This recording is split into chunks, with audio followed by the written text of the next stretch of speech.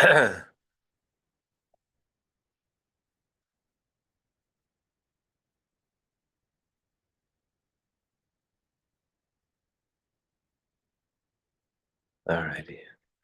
Hello? L'chaim. L'chaim v'bracha. Hello. Are you taking the bowl downstairs? Excuse me? Are you gonna take the bowl?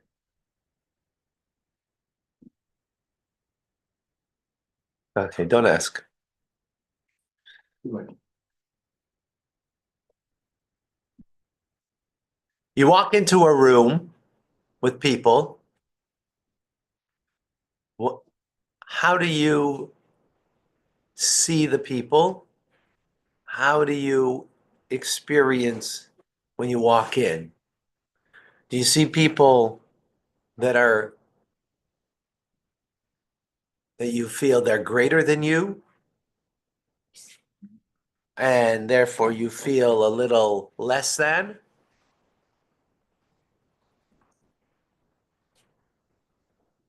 Oh, Shmuel, we're learning right now. Okay, there's an open one. There's an open one. There's an open. Just leave it. Shmuel, we're learning right now. Okay. Yeah.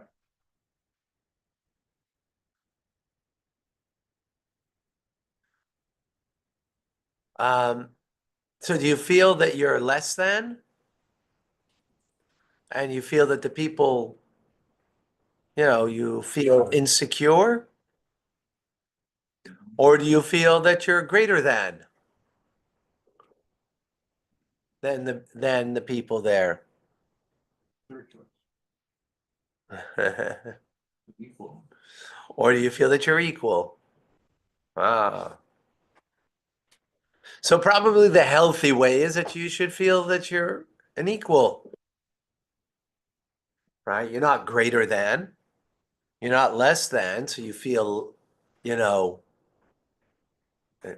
perhaps from an insecurity, but you are feeling unequal. After all, everybody's created equally in the image of God. So why should you feel more or why should you feel less? You just are. Welcome to Tanya today.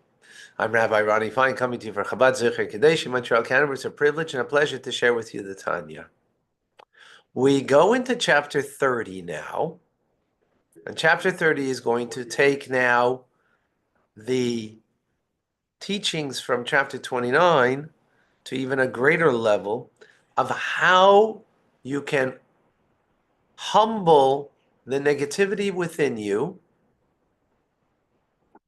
the stone, a heart of stone that perhaps you may be experiencing, that doesn't allow you to fully engage in your divine service. And the Beinoni wants to crush that negativity within them of the animal soul, to not allow it to kind of dull the experience of life, dull the experience of divine service. Now, dull doesn't mean that you don't do what you got to do, but you're not doing it maybe with a great passion.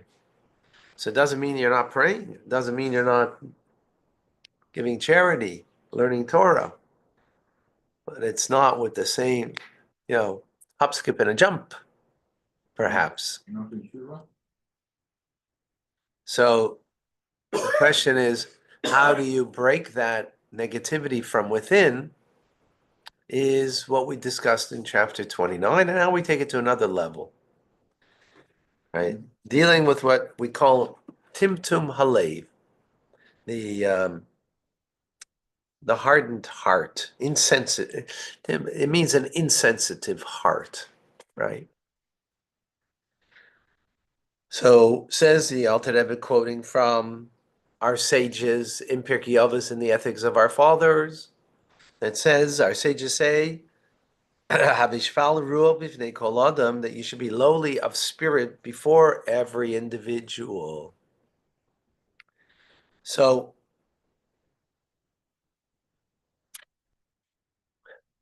don't feel equal. Don't feel better than, feel less than. So some people want to say, how could that be? Some of the commentators, when you're a Torah scholar, how are you going to feel, and you're a righteous person? How is it possible that you should feel less than another individual who's a kal shebekalim, who's a simpleton, who's removed, who's not a true servant, completely devoted in their service to God? And the Alter Rebbe says, so some other commentators want to say, so it doesn't mean in a literal sense. It means in order to produce humility, consider yourself this way, right? Consider yourself less than every person. Because that's what the verse is saying. Well, or the sages are saying, right? Be lowly of spirit before every individual. Wow. In other words, do it only in order to gain humility, but don't really think that you are that way, right? Kind of makes sense. Says the Alter Rebbe, no. That's not what the sages are saying. Oh, that's not what they're saying. No, because they're saying, be this way. Be lowly in spirit. It didn't say, consider yourself to be lowly in spirit. It didn't say, consider yourself. No, be that way. Right? Be that way. In other words, authentically be that way. That you walk into the room, right? And you feel less than every other person there. But what does that mean? Huh? To feel less than everyone else. What does that mean? Shval, okay, we're getting lowly in spirit before every person. What does that mean? Oh, good question. Right. Uh, and why be that way? Is that the truth? The Alter Rebbe speaks truth. How is that the truth? That come across as a false sense of humility. No, the first one's a false sense of humility. Or to If I'm only considering myself that way, but I don't think I am, I'm only doing it so I could become more humble. But really, I'm greater. I know I'm greater than you. No, that's not authentic. It's like they tell the story of the Rosh Hashiva who's not a chassid, goes into the bathhouse Fridays, and he goes around being humble. He goes around and says, "Can I scrub your back? Can I scrub your back? Can I scrub your back?" Imagine a great Torah scholar coming and asking, a simple person, "Can I scrub your back?" Wow, what humility, right? So then one of the chassidim, is he really humble? So he goes around also, "Can I scrub your back? Can I scrub your back?" And then he comes like, shoulder to shoulder with this Torah scholar. He looks at him, "What are you doing? Who are you that you could go and scrub backs?" In other words, he wasn't being humble. He was considering himself humble, right? It was not authentic. He didn't, right? So Alter Rebbe says that's not what it means over here. You have to be this way. Less lowly, more lowly than every other person, including the one who's removed from Torah and mitzvahs, who's not a real servant of God, who's not truly a servant. You're a true servant of God. Yet, so the question is, first of all, how do you get there? And why should you get there? Because if you aren't there, how do you exactly? That's Right. what's the same thing. How do you get there? And not just so, but why you should get there, because this is a means to an end, to, in this instance at least, right, to break your timtum olev, your insensitivity of your heart. So this is to help to break the insensitivity of your heart, right? That will allow you to be much more attuned to the divine.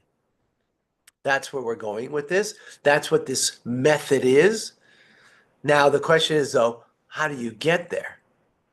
Right? So it continues, the Alter Rebbe says, also quoting from Pirkei Avos, from the Ethics of Our Fathers, and says, Al tadin chavercha chet legilim k'imay, do not judge your fellow until you reach and you've stood in their place. So the Alter Rebbe takes it literally, until you literally stood in their place. I mean, so to speak, literally. Meaning, it's their place that's causing them to sin and to be wayward, right? What's their place, right? Talking about a low, I don't want to use the word low life, but we're talking about someone who's like, right? That kind of person, right? And the Beinoni is to feel less than that person. What's going on? The Beinoni has complete mastery over thought, speech, and action. This guy is, right? So Alter Rebbe explains how so is because the person has to make his livelihood in the marketplace. He sits on the street corner and his eyes go all over the place with temptation. Right? What the eye sees, the heart desires. Right? Additionally, it's not only the physical place where he's making his livelihood, but additionally, it's his spiritual place. He's not like the Beinoni who's got a, even though he might have an insensitive heart at this point, but he's a refined individual. We're talking about this person's not a refined individual. He's got an evil nature that burns like a baker's fiery oven. Right?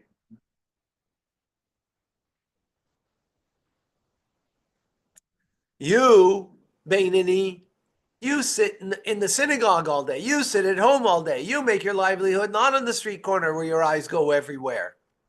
Right? You don't go there. Not only that, you don't have an evil inclination like the other person who's got a fiery, burning furnace inside of him. You are refined. You have an animal soul, right? Pain in the has, but it's, right? Lapses sometimes. Now, in truth, says the Alter Rebbe, now follow this. In truth, the Alter Rebbe says, that simpleton who's on the street corner making his livelihood, right? Because that's how he can make a livelihood, right? That's not an excuse for his behavior, right? It's not an excuse. He's responsible. He should have the presence of God before him, and therefore don't look where you shouldn't look, right? So he is responsible. That's what.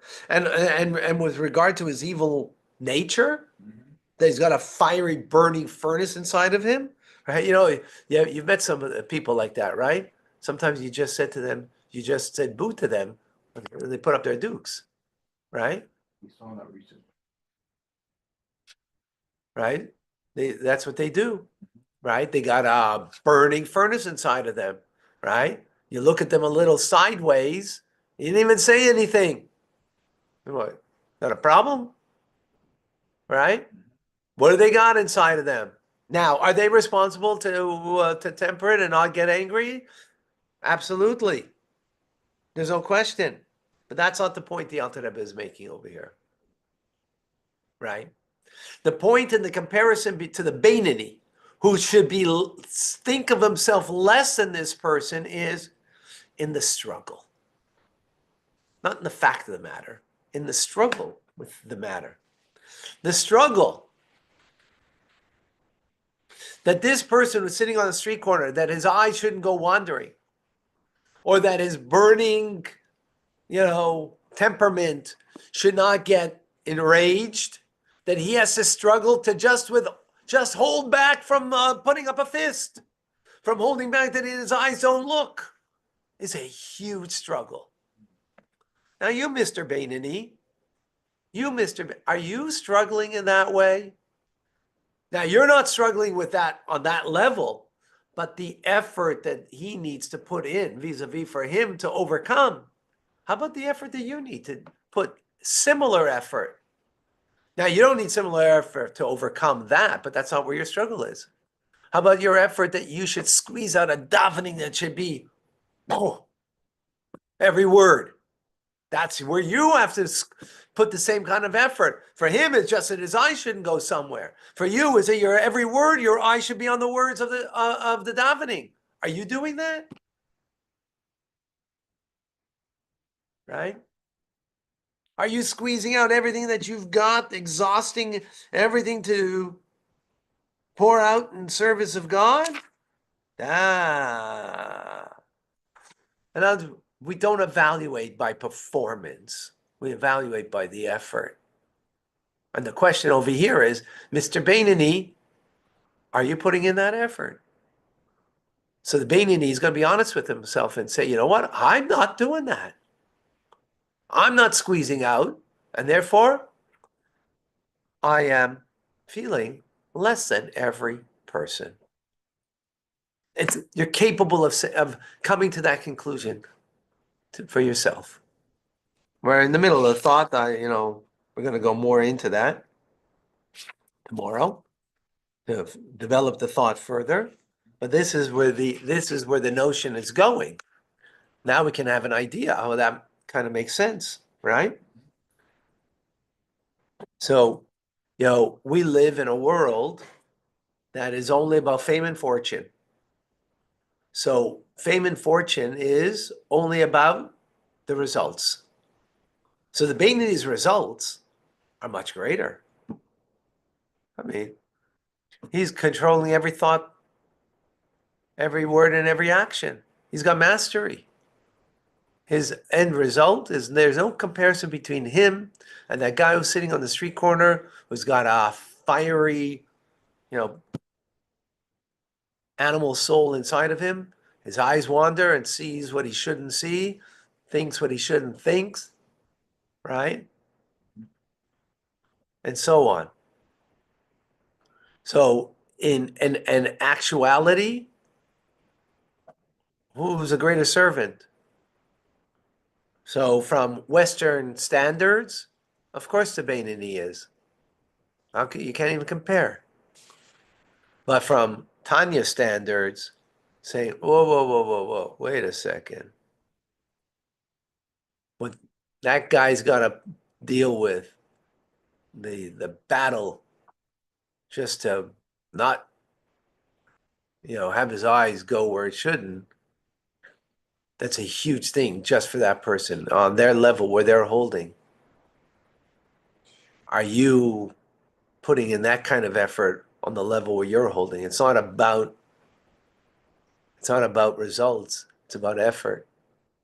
We learned about this, by the way, if you recall in chapter 15, that concept, right? The Beinoni that serves and the one who doesn't serve. The one doesn't serve because their nature is so assiduous. They're so inclined.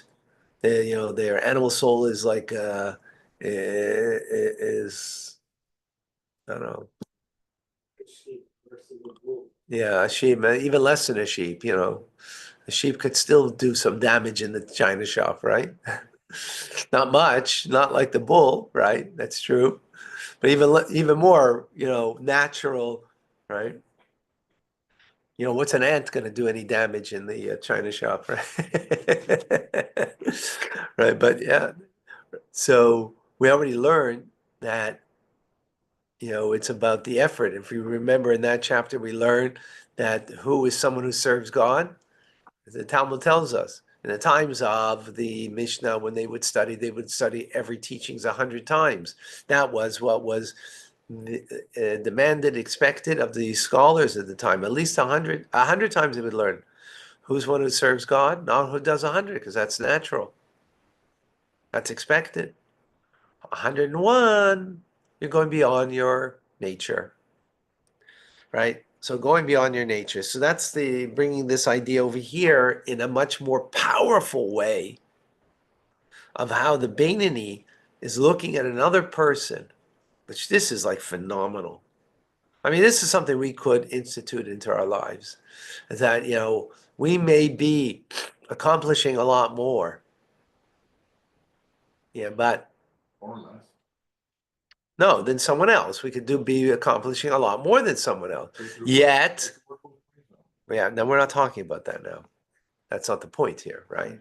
That's not what the lesson is here, right? The lesson over here is that, yeah, you are more accomplished in your service of God than people who are less accomplished than you, right? How do you look at those people? The ones who are more accomplished, you're going to look up to them and be inspired by them.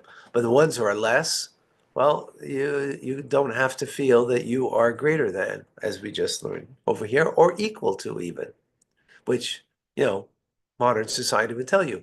And a therapist would tell you this, right? Therapist would tell you, be an equal. And there's something to that. But this is a greater truth. Any questions? I see Lisa has a question. What if the effort you put in doesn't show visible or palpable difference? Lisa's asking a great question.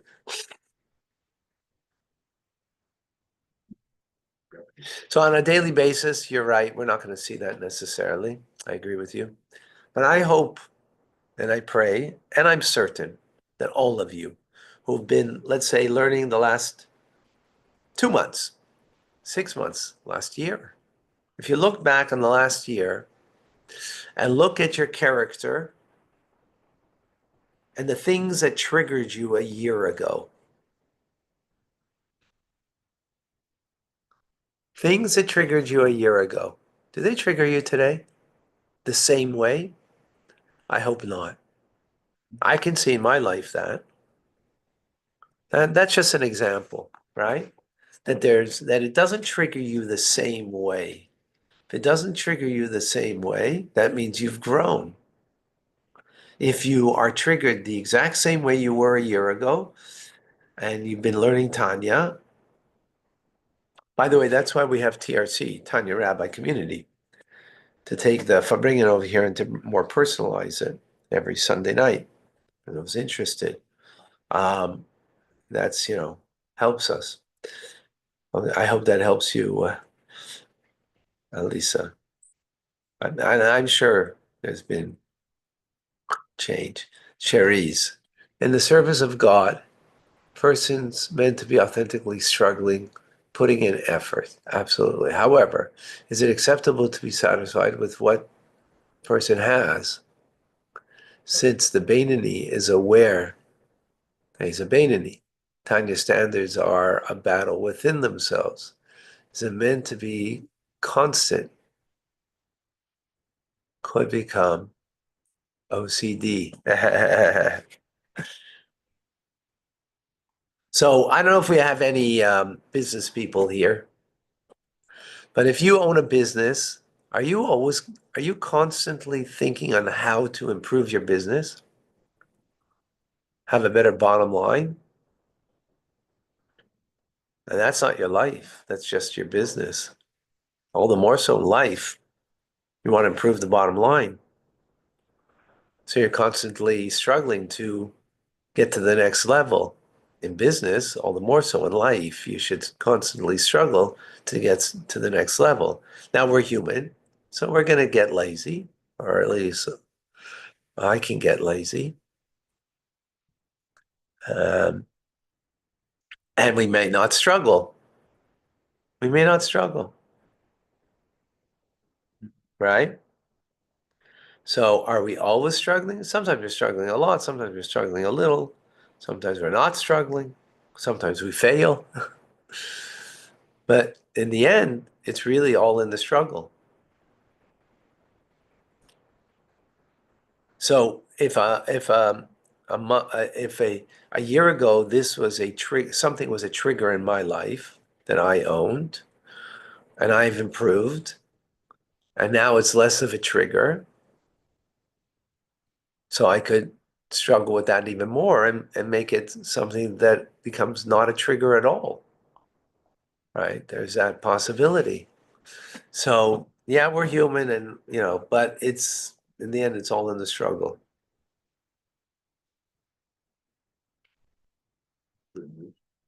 Right? And struggle doesn't mean it doesn't have to be painful struggle. It shouldn't be painful if you recognize that, well, think about it. There's never any growth in life without struggle, right? Sitting on the beach and enjoying the sun with, a drink and some food might be pleasurable, right? For most people, it is. Some people would rather be in the snow. um, right? It might be pleasurable, but that's not your purpose. Life is not about having pleasure. The animal soul wants pleasure. Life is about our divine service. In that divine service, there'll be a struggle. So the more we engage in it, the more we're involved in a divine service. Jeff, in the previous chapter, we discussed that there is no try. You either do it or you do not. How does the Alter view the lowly person when they have not succeeded? Why should the Beinoni not see themselves as an equal or greater than the lowly person without the service of God? Because in the effort. Well, we're not, Jeff, it's a good question that I'm not going to answer fully now because in tomorrow's class we're going to continue this thought. But it's based on the effort, not the outcome. And the outcome, you can't compare the Beinoni, right, to the lowly person. But in the struggle, you could make a comparison. And even now, we're going to go further into that idea. And remember, this is with an intent that the Beinoni wants to humble their negative spirit inside of them, that they're feeling that they're not, full of life, and they have a heart of stone. They have, or an insensitive heart, and they want to not allow that insensitive heart to remain insensitive. They want it to be sensitive to life, right? To good, to divinity. So this is a method in how to come to that. And by the way, Jeff, and I think I sense where you're coming from. This idea, don't try it, at home, not to be meant to be done at home, because it could lead down a bad path of sadness and depression. Because if it's not done properly with proper guidance, you might not do this right. This what we're learning over here. So I'd suggest not to try it um, unless you're very grounded and secure. But try it with one individual who might irk you. And they are like, they might be whatever. They might irk you for whatever reason. It's a trigger you have. It's your trigger. And you will think about what they have to struggle with. Am I struggling with it, what they have to, in the same manner that they have to struggle and overcome what they have to overcome? That will help you not to think so negatively about that person. That might be a good thing.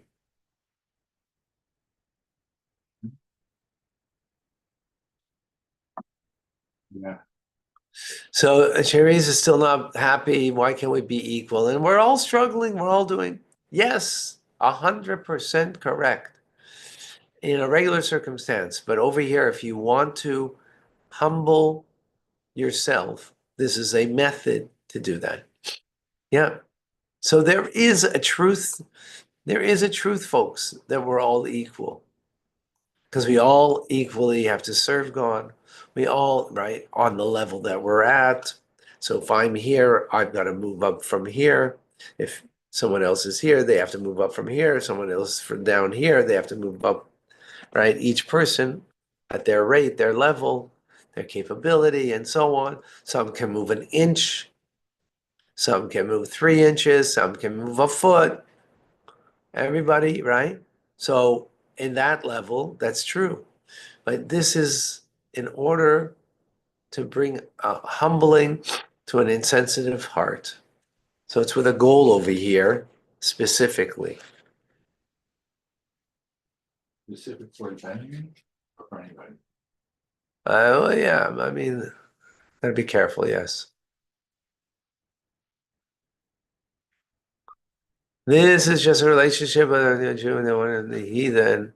How is the concept related to consider yourself a Rasha if the people say this is a tzaddik? Good question. Yeah, this is for the Beinoni. And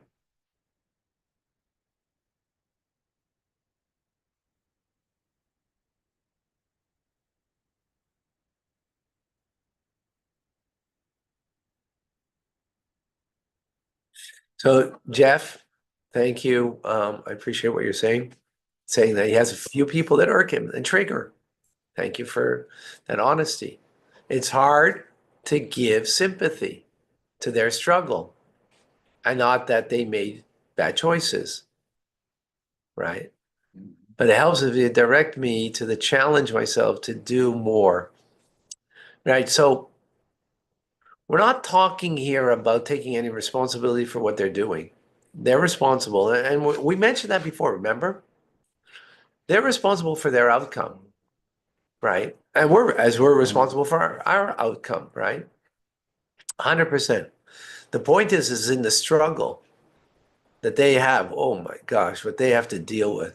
You know, I actually, yeah, I do this because it's easy to be judgmental of other people.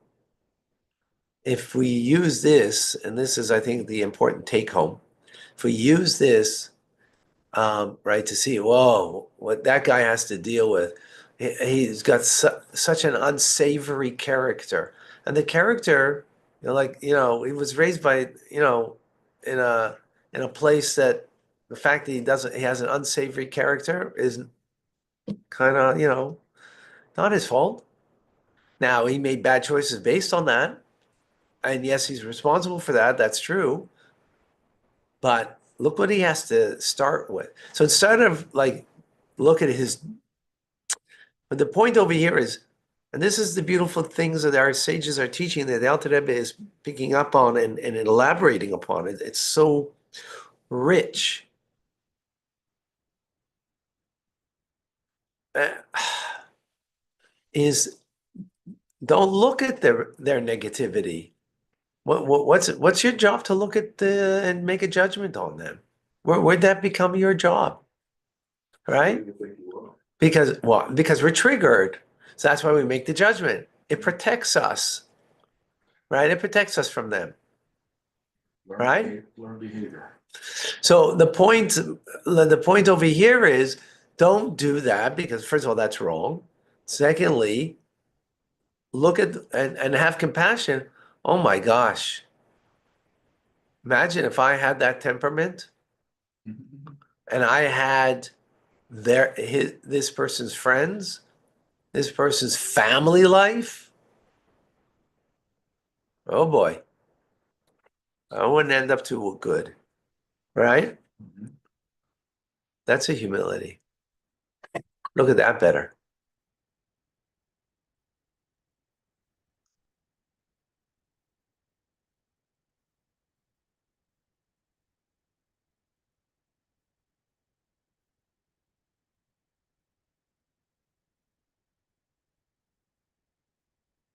All right. Jolie, thank you.